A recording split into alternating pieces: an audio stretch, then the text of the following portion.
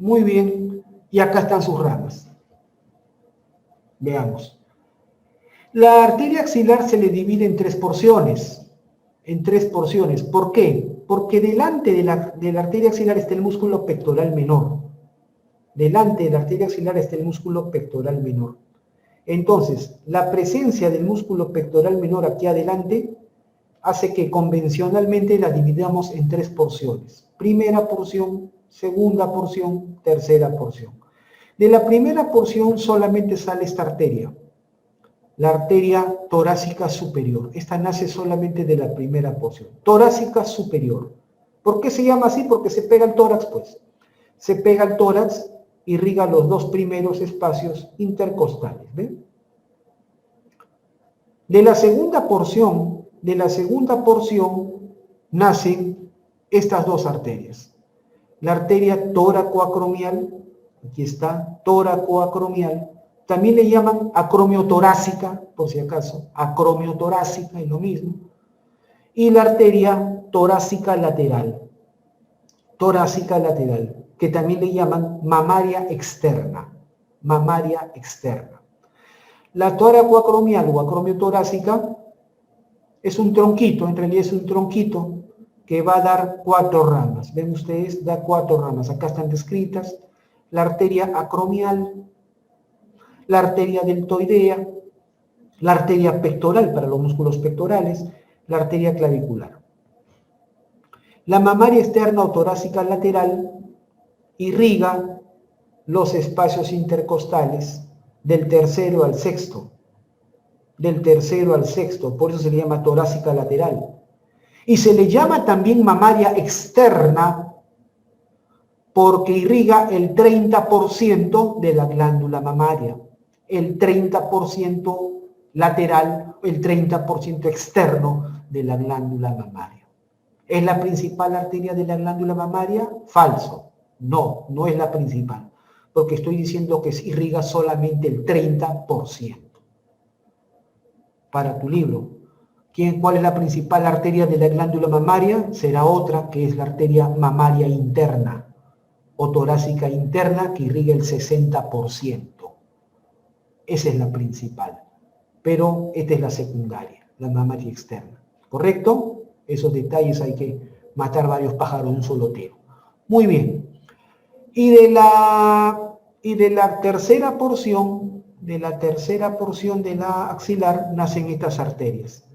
La arteria subescapular, que cuando ustedes lo vean en una disección, es la rama más gruesa que nace del axilar. De todas las ramas del axilar, la más gordita es esta, la subescapular, y la cual se divide en 2 ramas, clásicamente, en 2 ramas. Una, esta arteria, ¿ven?, que rodea a la escápula, es la arteria circunfleja escapular, y esta arteria que va hacia el músculo dorsal ancho, es la arteria tóraco-dorsal. ¿Correcto? Muy bien. Y finalmente el axilar termina dando estas 2 ramas, que muchas veces en la práctica real, al menos en nuestro medio, generalmente vemos que estas 2 arterias nacen juntas, nacen de un solo tronquito. Le llamamos la arteria circunfleja humeral, que se divide en una anterior y una posterior. Acá, Netter, este esquema es del libro de Frank Netter, dibuja las 2 arterias naciendo independientes, ¿no? Pero usualmente lo que vemos en nuestro medio es que nacen de una sola arteria que luego se divide en 2, ¿ok? La circunfleja humeral anterior y la posterior. Muy bien, esas son las ramas, se complican la vida. Muy bien. Ahí están. Ahí están numeradas, ya, perfecto, para que sepan cuál es cuál. Muy sencillo. Ya está. La vena. Las venas son al revés. Este es un mensaje que también quiero dejarles. Cuando uno describe arterias, siempre recuerden el concepto de que las arterias tienen como función llevar sangre oxigenada a los tejidos. Las arterias llevan sangre oxigenada hacia los tejidos. ¿Me dejo entender? Por lo tanto, la función, la irrigación de las arterias es centrífuga. Centrífuga, es decir, va del centro, del corazón, hacia la periferia, escapa del centro y se va la irrigación hacia los órganos periféricos. Por lo tanto, cuando hablamos de un miembro superior, las arterias comienzan arriba, porque por acá van a comenzar las arterias y van a terminar abajo en la mano. Entonces las arterias las describimos de arriba hacia abajo, en miembro superior. Las venas tienen la función contraria. El flujo de sangre en las venas es centrípeto. Centrípeto, es decir, va de la periferia hacia el centro. La función de las venas es recoger sangre. Es recoger sangre y en este caso pues se van a originar en la mano y van a ir formándose, van a ir reuniéndose hacia arriba en el miembro superior para llegar finalmente acá en la parte más alta. Por lo tanto, cuando describo venas, no las describo jamás desde arriba para abajo, las describo de abajo para arriba, porque ese es el flujo sanguíneo, ¿correcto? Y las venas no dan ramas. No dan ramas. Las arterias sí, las arterias van avanzando y van dividiéndose, van dando ramas. Las venas no. Las venas son confluyentes, es decir, son las venas van avanzando y van confluyendo, como si fueran riachuelos que se van juntando para formar ríos de mayor caudal y finalmente desembocar en un gran río. Es como la geografía, me dejo entender, por eso siempre he dicho la anatomía es geográfica, es geográfica. Cuando hablo de venas se habla como si fuera de un río. Van a confluir, ¿correcto? Hay venas que van a tributar, hay venas que van a conformar. Hay venas, así como hay ríos tributarios, hay ríos confluentes, hay ríos conformantes. Igual, las venas se escriben de abajo para arriba. Por lo tanto, en este caso, la vena axilar, no se les ocurra describirlas desde arriba. Se describe desde abajo. La vena axilar se origina por la unión de las dos venas humerales. Las dos venas humerales que vienen de abajo. Dos venas humerales que se juntan para formar la vena axilar. A veces también se juntan a estas dos venas humerales, también se le une la vena basílica. La vena basílica también se puede unir acá para conformar la vena axilar. ¿Y cómo termina la vena axilar? La vena axilar termina arriba, continuándose con la vena subclavia. En su camino, la vena axilar recibe tributarias, como la vena mamaria externa, todas las venas que acompañan a las arterias que daba el axilar, y una vena muy importante acá, la vena cefálica que viene del brazo, la vena cefálica, que es la tributaria de mayor calibre que tiene el axilar. ¿Ok? Muy bien, perfecto. Veamos este casito. Paciente de 21 años acude a emergencia por presentar dolor intenso en el hombro derecho. Al examen clínico se observa el signo de la charretera, bloqueo articular y se palpa prominencia en la cara anterior del hombro. Clarísimo. Muy bien. Ya pues ya lo tienen claro, ¿no? Signo de la charretera es esto. Es el hombro hundido, el hombro aplanado. ¿Qué es una charretera? Son esos, no sé cómo decirle, son, ahorita los militares cuando definen su uniforme de gala, tienen como un adorno acá, como una escobilla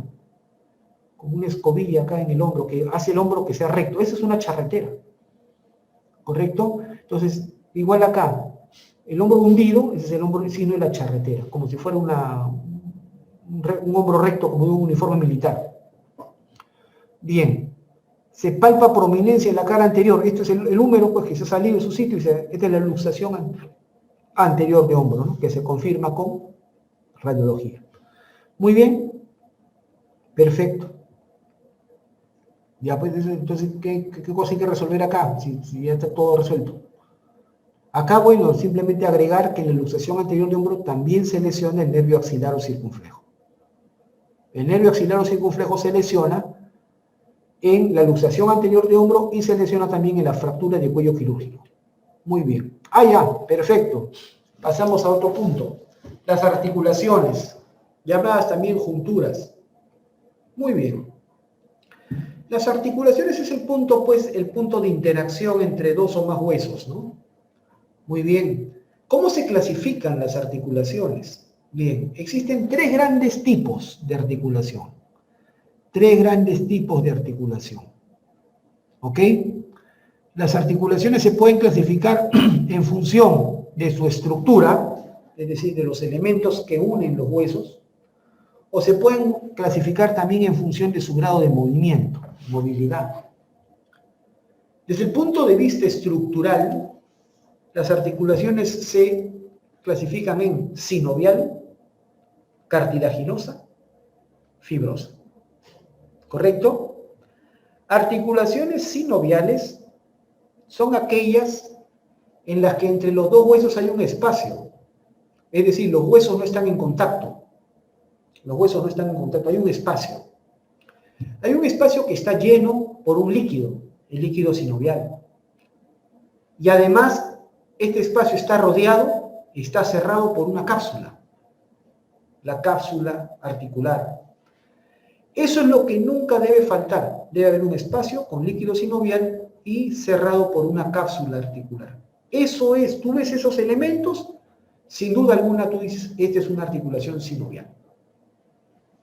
Ejemplos de articulaciones sinoviales, son las que más abundan en el cuerpo. Las articulaciones más abundantes en el cuerpo humano son sinoviales, Ejemplo, casi todas las articulaciones del miembro superior, casi todas. Hay una nomás, una sola articulación del miembro superior que no es sinovial. Ya vamos a ver eso. Una sola. Casi todas las demás del miembro superior son sinoviales. En el miembro inferior también, casi todas, salvo dos. En el miembro inferior hay dos articulaciones que no son sinoviales, pero todas las demás sí. Es decir, predominan en el aparato locomotor. Predominan en los miembros, superior e inferior. Las articulaciones cartilaginosas son aquellas entre los dos huesos hay un cartílago ahí, que funciona como un cojinete, como si fuera una almohadilla. Entre los dos huesos hay un cartílago ahí. No se ve espacio, no hay un espacio. No hay líquido tampoco. Simplemente entre hueso y hueso ustedes ven ahí como un cartílago ahí metido, como si fuera un cojinete, un colchón ahí. Ejemplo, la columna vertebral, pues, entre las vértebras. Entre las vértebras hay unos cartílagos que se llaman los discos intervertebrales. Ese es el ejemplo más característico. Articulaciones fibrosas. Entre los huesos están unidos por fibras de tejido conectivo denso. Por fibras de tejido conectivo o tejido conjuntivo, que es lo mismo. Denso. ¿Correcto? Tejido conectivo denso. Muy bien. Ejemplo, las articulaciones del cráneo. En la cabeza hay 22 huesos, doctores. Hay 22 huesos. Y solamente podemos mover uno, la mandíbula. Es el único hueso de la cabeza que podemos mover, la mandíbula. El resto de huesos está prácticamente soldados. No se pueden movilizar. Y esto es porque están unidos por fibras de tejido conectivo denso. ¿Correcto? Ya está, articulaciones fibrosas. No hay espacio, por supuesto, con líquido ahí, ¿no? Ahora, desde el punto de vista del movimiento o grado de movilidad, diartrosis son las que tienen amplio movimiento, las que se pueden mover evidentemente. Y son las sinoviales, ¿no? Las sinoviales se mueven. ¿Correcto? Las sinoviales son diartrosis, porque se mueven. Anfiartrosis, de escaso movimiento discreto, las cartilaginosas. Por ejemplo, la columna vertebral tiene movimientos discretos, movimientos limitados. Sinartrosis, que no se mueve, no tiene movimiento evidente, movimiento visible. Son las fibrosas. ¿Correcto? Facilito. Ahí están, las sinoviales, las más abundantes del cuerpo. Son ampliamente movibles, diartrosis. Se caracterizan, es decir, no le puede faltar, a toda articulación sinovial no le puede faltar un espacio. Ustedes ven acá, esta es la articulación del hombro. Aquí está, entre la cabeza del húmero con la escápula, con la cavidad glenoidea de la escápula. Acá hay un espacio articular que está ocupado por líquido. Esto está cerrado por una cápsula, la cápsula articular. También está la membrana sinovial, que está pintada acá de color rojo. Membrana sinovial, que es el elemento, la estructura que produce el líquido sinovial. Y también hay cartílagos articulares que revisten, hay unos cartílagos que cubren la superficie de los huesos que están dentro de la articulación. Esos son los elementos que no pueden faltar en una articulación sinovial. Accesoriamente, en anatomía, el término accesorio significa que es prescindible, puede estar como que no. Accesoriamente pueden presentar el rodete, o labrum, también llamado así, meniscos, como vemos por ejemplo en la rodilla, y ligamentos interarticulares. ¿Ok? Muy bien. Las articulaciones sinoviales, que son de artrosis, se subdividen a su vez de acuerdo al grado de movimiento. Hemos dicho que son articulaciones móviles, entonces algún anatomista que tiraba pues el eje cartesiano, el eje de coordenadas, dijo pues se moverán alrededor de un solo eje, se moverán alrededor de dos ejes, se moverán alrededor de tres o más ejes, y le puso ese nombre, monoaxil, que se mueven alrededor de un solo eje, biaxil, dos ejes, poliaxil, tres ejes. Bueno, si una articulación se mueve alrededor de tres ejes mutuamente perpendiculares, entonces ya se mueve en 3D, se mueve en 3D, en tercera dimensión, y por lo tanto se mueve, tiene más de tres movimientos, poliaxil, ¿correcto? Muy bien. Y estos movimientos van a depender de la forma que tengan las superficies, de los huesos. De ahí vienen estos nombrecitos que son bastante conocidos, bastante usados, ¿no? Articulaciones trocleares, trocoides, condilias, ¿no? Troclear son articulaciones sinoviales cuya forma es como una polea, y las poleas se mueven alrededor de un solo eje, monoaxiles. Trocoides en forma cilíndrica, monoaxiles. Condilias en forma de un huevo, o sea, elípticas o elipsoides, ¿no? Biaxiles, se mueven en dos ejes. Encaje recíproco o encía de montar. Y artrodias o planas. Los planos son 2D, dos dimensiones, biaxil.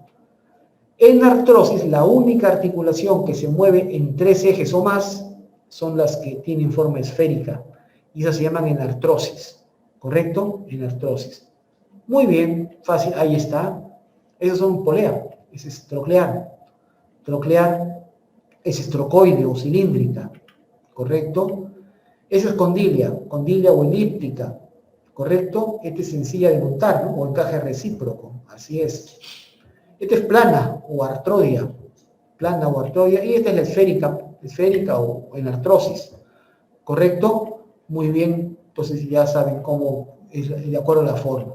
¿Cómo se subdividen las articulaciones sinoviales? Entonces veamos, mírenme, articulaciones en el hombro. En el hombro hay tres articulaciones y las tres son sinoviales o de artrosis. Tenemos en primer lugar la principal articulación del hombro, es la que es entre el húmero, entre la cabeza del húmero, con este espacio de la escápula que se llama cavidad glenoidea. Es la principal articulación del hombro, la articulación escápulo-humeral o glenohumeral. ¿Correcto? Luego tenemos la articulación acá, acromioclavicular, esa de acá. Acromioclavicular, el extremo lateral de la clavícula con el acromión. Y esta articulación de acá, esternoclavicular, el extremo interno de la clavícula con el esternón. ¿Correcto? Muy bien, ahí está. La articulación escápulo-humeral o glenohumeral es la principal articulación del hombro, 90% de sus movimientos. Es la articulación más móvil de todo el cuerpo humano. Es la articulación más móvil del organismo. La articulación del hombro. La articulación glenohumeral o escápulo-humeral. ¿Correcto? Y es la de mayor movilidad, pero también la que con mayor frecuencia se luxa. La articulación que más se luxa del organismo es la articulación del hombro. 50% de los casos de luxaciones son de hombro.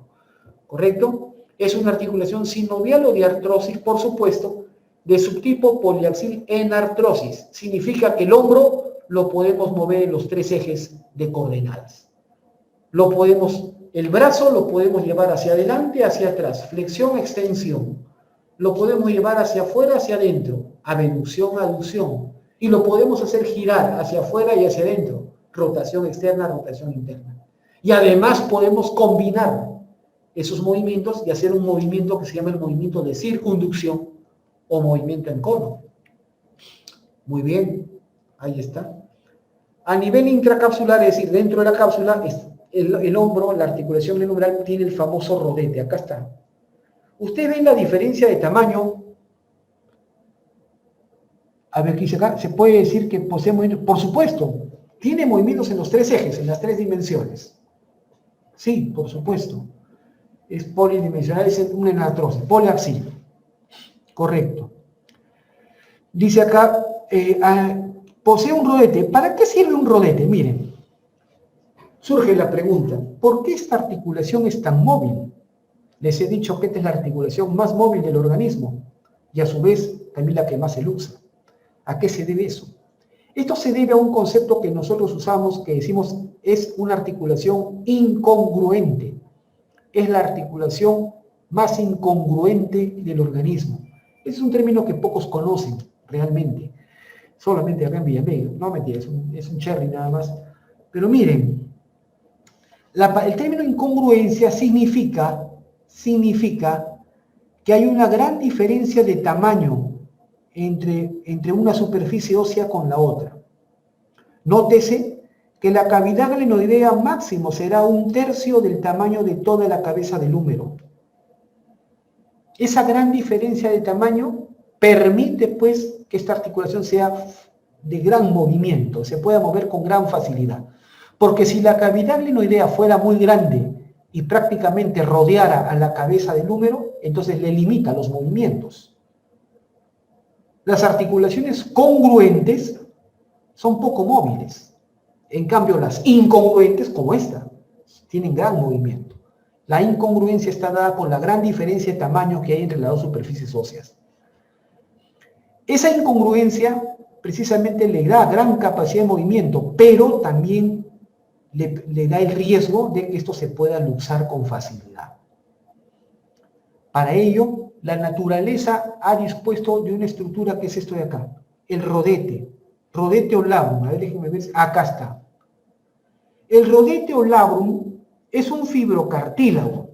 Es un fibrocartílago cuya función es aumentar el área de contacto, aumentar el tamaño de la superficie más pequeña de esta articulación para darle mayor congruencia. ¿Me dejo entender? Esa es la función, brindar mayor congruencia a las superficies articulares. Muy bien, perfecto. A nivel extracapsular tenemos estos ligamentos. Fuera de la articulación, fuera de la cápsula, están el ligamento. ¿Los he señalado? Ah, no, pensé que estaba señalado. Este es el ligamento coracohumeral, que viene de la apófisis coracoides al húmero, coracohumeral. En la cara anterior están estos ligamentos, glenohumeral, superior, medio, inferior. Y delante de ellos esto es el tendón del músculo subescapular.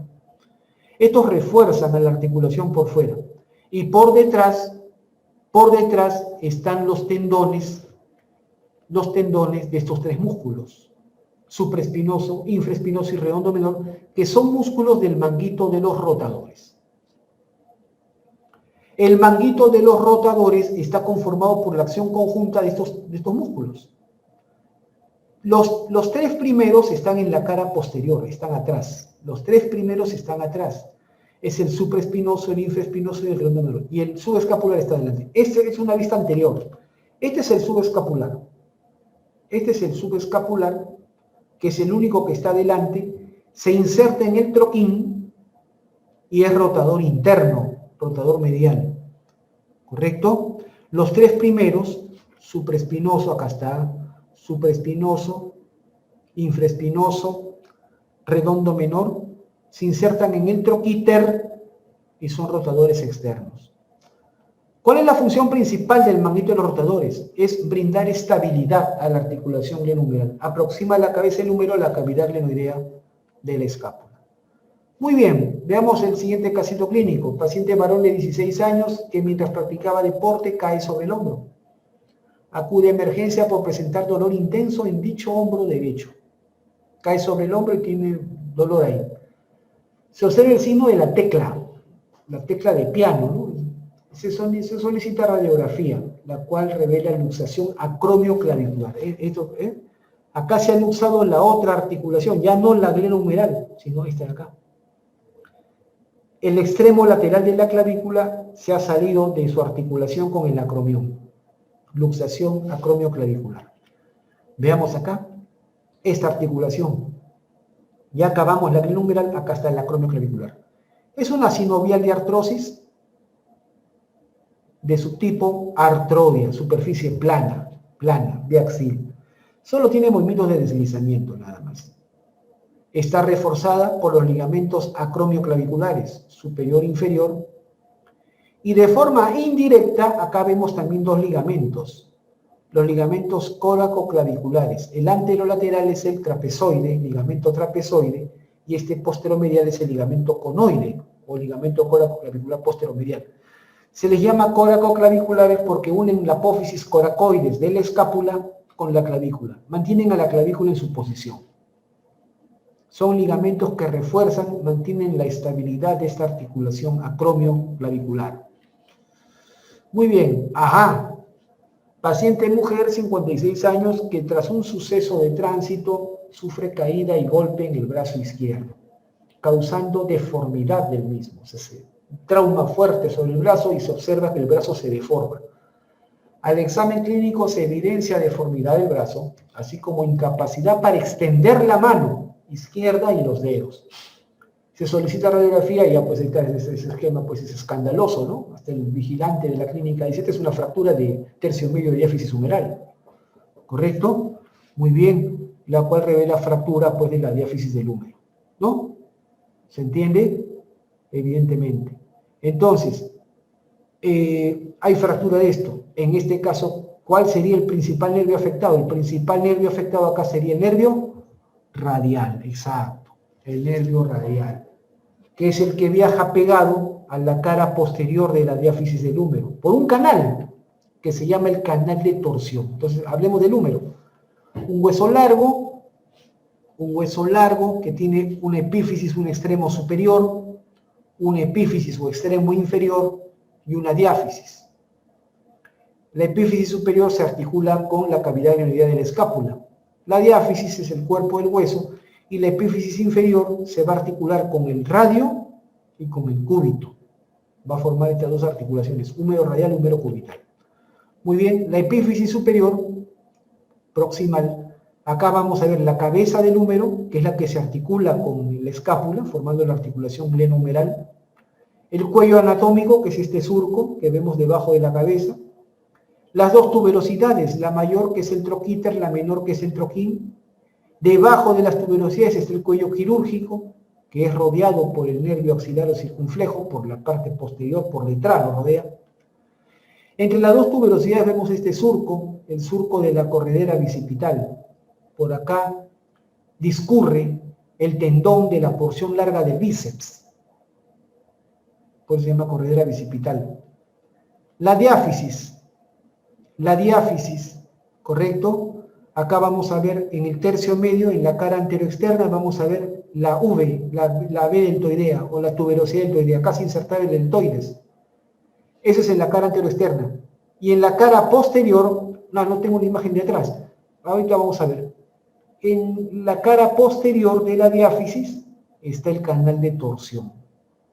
El canal de torsión está en la cara posterior de la diáfisis, ¿correcto? Y por ahí viaja el nervio radial. Está en el tercio medio. El canal de torsión está en el tercio medio, cara posterior de la diáfisis del húmero, y por él viaja pegadito el nervio radial. Junto con la arteria que dice acá, me han puesto y arteria braquial profunda. El nervio radial va junto con la arteria braquial profunda o humeral profunda. ¿Ya? La braquial es otra o humeral es otra. ¿Ya? Muy bien, perfecto. La epífisis inferior abajo, vemos estas formaciones, vemos esta bolita. Este es el cóndilo, que se va a articular con el radio. Esta es la tróclea, la polea. Cóndilo es un elipse. Tróclea es la polea, la tróclea que se articula con el cúbito. Y vemos estos dos cachitos, epicóndilo o epicóndilo lateral y epitróclea o epicóndilo medial. ¿Correcto? Epicóndilo epitroclea es para inserción de músculos. En el epicóndilo se insertan 6 músculos. Le llamamos músculos epicondíleos. En el epitroclea se insertan 5 músculos. Se llaman músculos epitrocleares. Ya vamos a ver eso. Acá está la epífisis superior, cabeza de número, forma un tercio de esfera, para que lo lean, ¿no? Orientada en sentido medial, superior y posterior, es decir, hacia adentro, hacia arriba y hacia atrás, forma la articulación glenohumeral. El troquíter, la tuberosidad mayor, es para la inserción de estos 3 músculos, supraespinoso, infraespinoso, redondo menor. El troquín, acá se inserta el músculo subescapular. Estos 4 músculos forman el manguito de los rotadores. ¿Se acuerdan? Muy bien. El cuello quirúrgico, que es rodeado por su cara posterior por el nervio axilar o circunflejo. Muy bien, y acá está el surco de la corredera bicipital, por donde discurre la porción larga del bíceps. Muy bien, acá, esta es una vista de atrás. Acá está el canal de torsión. ¿Ve? El canal de torsión es un surco oblicuo, ¿no? Que va hacia abajo y hacia afuera. Está en el tercio medio de la cara posterior de la diáfisis del húmero. ¿Correcto? Me preguntan, ¿cuál es la tróclea? Ya, ahorita vamos a ver, la epífisis está en el extremo inferior del húmero. Muy bien. El cuello quirúrgico rodeado por el nervio axilar y surco de la corredera bicipital. Ya, eso ya lo hemos mencionado. Acá está, miren, el nervio axilar, acá lo he dibujado. El nervio axilar rodea por la cara posterior del cuello del húmero, cuello quirúrgico. Y el nervio, acá está, el nervio axilar, pasa por detrás. Por eso que las fracturas de cuello quirúrgico van acompañadas de lesión del nervio axilar. Muy bien. Miren, los ligamentos que ya los hemos mencionado, ¿no? Coracohumeral, que va de la coracoides al húmero, y los glenohumerales. Eso ya lo hemos mencionado. La diáfisis. Acá, la V deltoidea, la V deltoidea en el tercio medio, cara anteroexterna, para la inserción del músculo deltoides. Y el canal de torsión, que está en la cara posterior, y por donde viaja el nervio radial. Mira el nervio radial, el trayecto que tiene, hacia abajo y hacia afuera, y se pega, viaja pegadito a la cara posterior, tercio medio de la diáfisis del húmero. ¿Correcto? Muy bien. Perfecto. Por eso que las fracturas en el tercio medio de la diáfisis afectan al nervio radial. Acá está el canal de torsión y por ahí viaja el nervio radial, ¿ven? No viaja solo. Como muy bien han puesto por acá, viajan con la arteria humeral profunda o braquial profunda. ¿Correcto? También le llaman arteria colateral radial, por si acaso, colateral radial de la humeral, pero no se compliquen la vida. Humeral profunda o braquial profunda. Igual, el nervio axilar viajaba junto con la arteria circunfleja humeral posterior.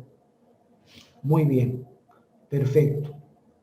Ahí están, las fracturas del cuello, las fracturas de la diáfisis humeral afectan el nervio radial. Y el nervio radial, les dije hace un rato, inerva todos los músculos posteriores del brazo y del antebrazo. Los músculos posteriores, la mayoría de ellos son extensores, extienden, levantan la mano. Por lo tanto, si se lesionan los músculos extensores, la mano va a estar caída, mano en flexión permanente. Esto se llama signo de mano caída o mano en gota. Algunos le dicen también mano péndula. ¿Correcto? Es por la incapacidad de extender la mano luego de un traumatismo en el brazo, es por lesión del nervio radial. ¿Correcto? Muy bien. Ya está. La epífisis inferior. A ver, acá. El cóndilo es esta formación que ven acá. Cóndilo. La palabra cóndilo significa en forma de una elipse. Cóndilo. Esta es la tróclea. Por acá me preguntan, ¿cuál es la tróclea? Esto de aquí es la tróclea. La tróclea parece un carrete, ¿no? Es como el carrete de un hilo. Esta es la tróclea. El cóndilo es lateral. La tróclea es medial. ¿Correcto? Cóndilo lateral, tróclea medial. El cóndilo se articula con el radio. La tróclea se articula con el cúbito. ¿Quedó claro? Muy bien. A ver, por acá me preguntan, ¿qué músculos inerva el nervio radial? Inerva todos los músculos de la cara posterior de brazo y antebrazo. En la cara posterior del brazo hay un solo músculo, que es el tríceps. El tríceps, el músculo de la cara posterior del brazo, es inervado por el nervio radial. En el antebrazo, en la cara posterior hay 8 músculos y en la cara lateral hay 4. Esos 12 músculos están inervados por el nervio radial. Todos los músculos de la cara posterior y lateral del antebrazo. Y la mayoría de estos músculos son extensores de la mano, extienden la mano o los dedos. Por eso que cuando se lesiona el nervio radial, la mano no se puede extender, la mano queda flexionada. ¿Ok? Muy bien. Volviendo acá, cóndilo, tróclea. ¿Para qué sirven? Para formar articulaciones. El cóndilo con el radio, la tróclea con el cúbito. El epicóndilo, llamado también epicóndilo lateral, es para la inserción de los 6 músculos epicóndilos. La epitróclea o epicóndilo medial es para la inserción de los 5 músculos epitrocleares. Y por detrás de la epitróclea viaja un nervio muy importante, el nervio cubital. El nervio cubital pasa por detrás de la epitróclea. Ustedes fácilmente en el codo, ustedes se pueden palpar el relieve interno. En la parte interna del codo hay un relieve, un cachito. Esa es la epitróclea. Y en la parte externa hay otro cachito. Ese es el epicóndilo. Detrás de la epitróclea viaja el nervio cubital. Si ustedes se presionan ahí detrás de la epitróclea o se golpean ahí, va a pasar una corriente que llega hasta los 2 últimos dedos de la mano, ¿no? A veces algunas personas se golpean accidentalmente ahí en la parte interna del codo y sienten una corriente en la parte interna del antebrazo que llega hasta los 2 últimos dedos de la mano. Algunos creen que es corriente, creen que es el amor. No, simplemente es la compresión de un nervio y afectación de la transmisión nerviosa. Nada más. ¿Correcto? Muy sencillo. En este caso del nervio cubital. Facilito. Bien, entonces ya saben. Bien, en la superficie anterior del brazo están estas 2 famosas venas. La vena cefálica, ahí está, y la vena basílica.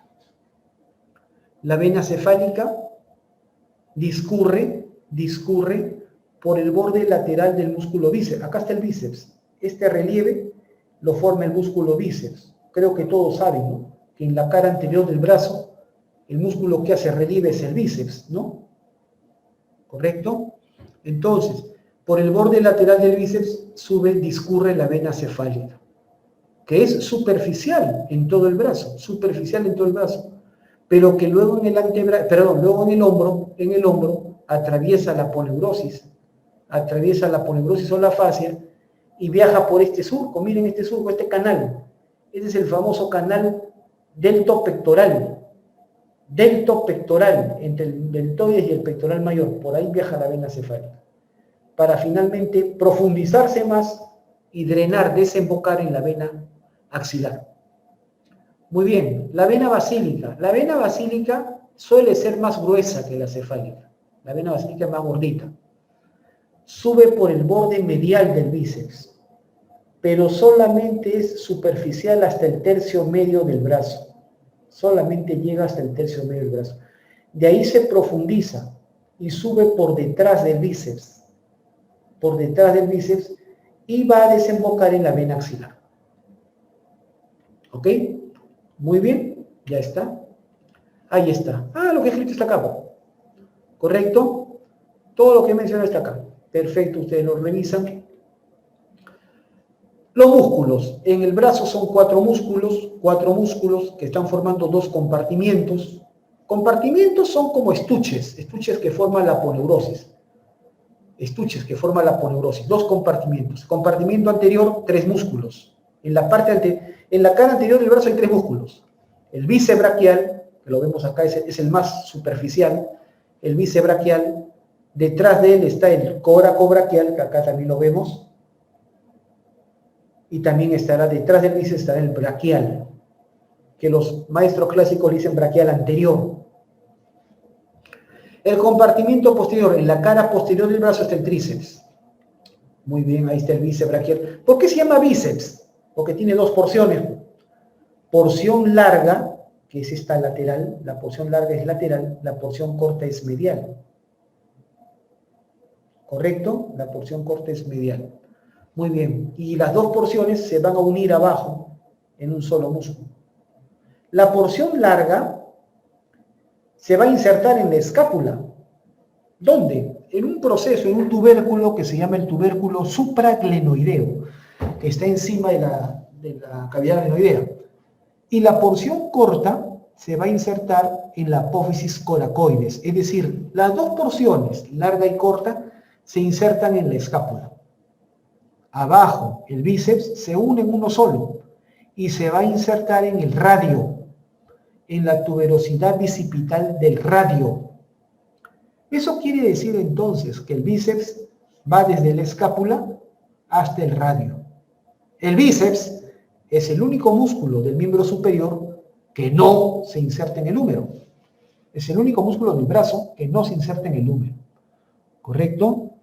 Muy bien. A ver, por acá me preguntan, ¿no siempre la vena basílica puede desembocar en la axilar? A ver, lo que pasa es que la vena basílica puede juntarse a las dos venas humerales y las tres formar la vena axilar. En ese caso, nosotros decimos que la vena basílica es conformante de la vena axilar.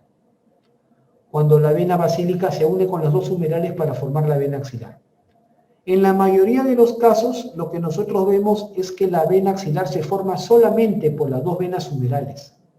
Solamente por las dos venas humerales. Y la basílica desemboca más arriba, es decir, cuando la vena axilar ya está formada. Eso significa entonces, ahí la describimos como tributaria.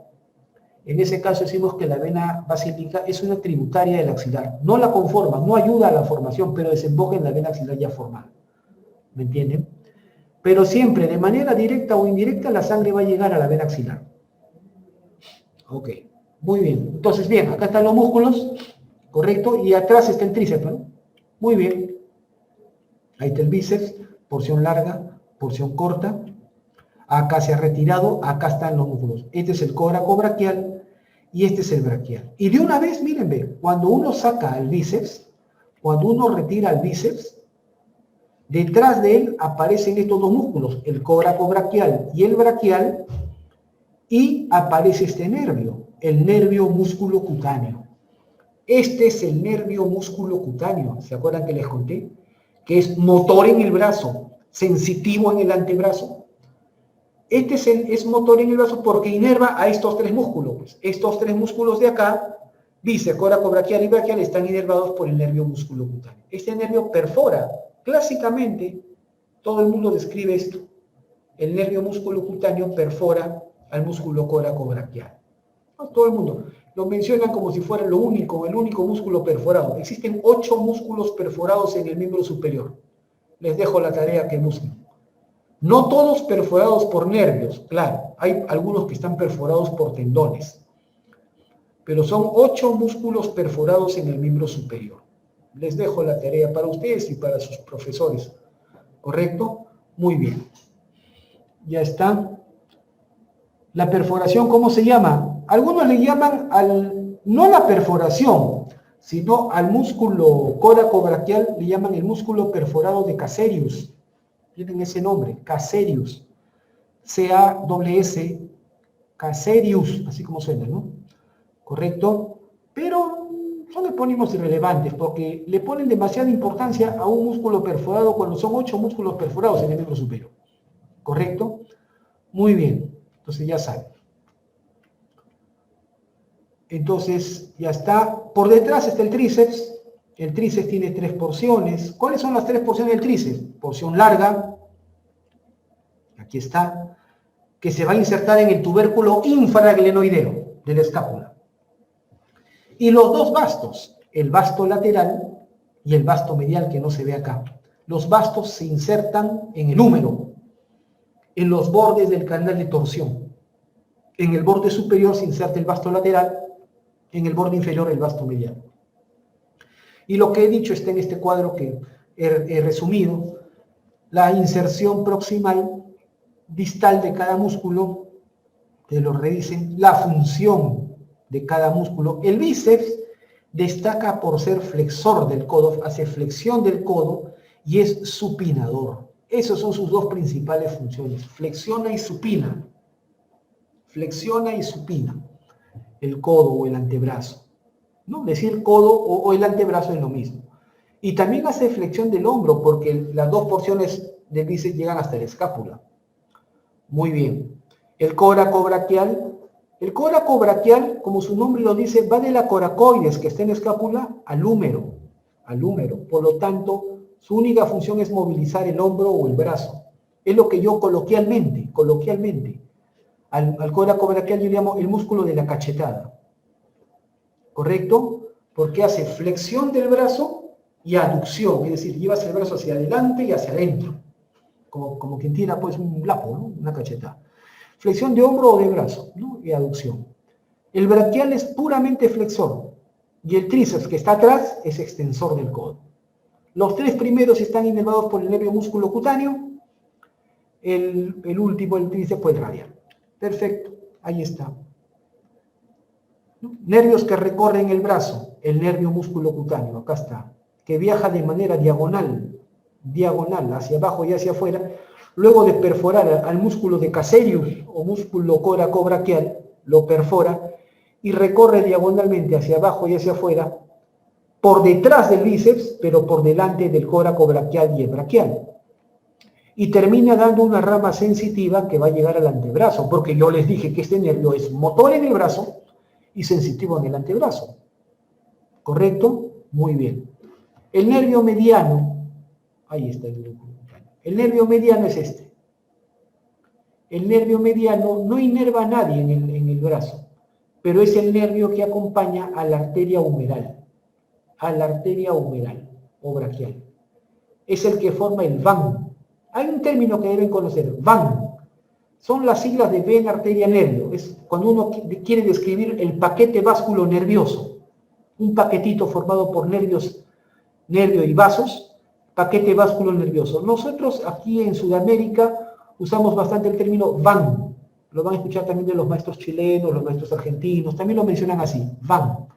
¿Qué significa vena, arteria, nervio? Entonces, el nervio mediano es la pareja de la arteria humeral.